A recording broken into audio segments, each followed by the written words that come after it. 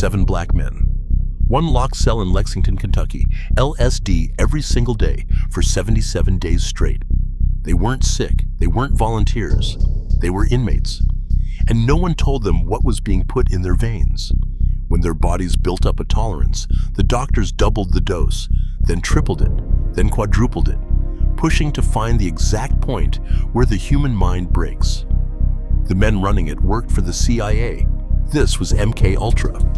It began in 1953. Soldiers were coming home from Korea seeming brainwashed, and the CIA set out to master mind control before the enemy could.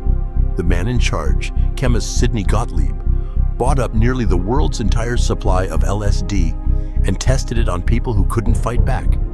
Mental patients, prisoners, drug addicts. The ultimate goal: a programmed assassin who kills on command and remembers nothing. The program ran for 20 years across more than 80 hospitals, prisons, and universities. One operation, Midnight Climax, used CIA-run brothels to dose unsuspecting men with acid behind one-way glass. One of the agency's own scientists, Frank Olson, was secretly dosed and dead days later.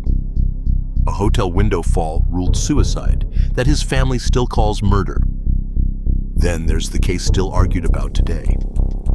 MKUltra psychiatrist Louis Jolly West, an expert in hypnosis and implanting false memories, ran a research lab in San Francisco's Haight-Ashbury he called a hippie crash pad, built to dose young runaways.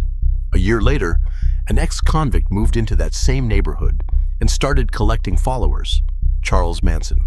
His parole officer let him walk after arrest after arrest after arrest. To be clear, no one has ever proven Manson was part of MKUltra, and the journalist who spent 20 years investigating it couldn't place him in the same room as West. But the overlap is real. In 1973, the CIA burned the evidence. Gottlieb spent a day feeding files into the flames. No one was charged. No one went to prison. No victim was ever paid. We only know what we know because 7 boxes of paperwork were misfiled and survived. The toll: 149 secret subprojects, drugs, electroshock, hypnosis, torture, for 2 decades. This week, for the first time since 1977, Congress reopened the case. Under oath, a historian called it medical torture, and a former CIA officer testified he does not believe the research ever stopped.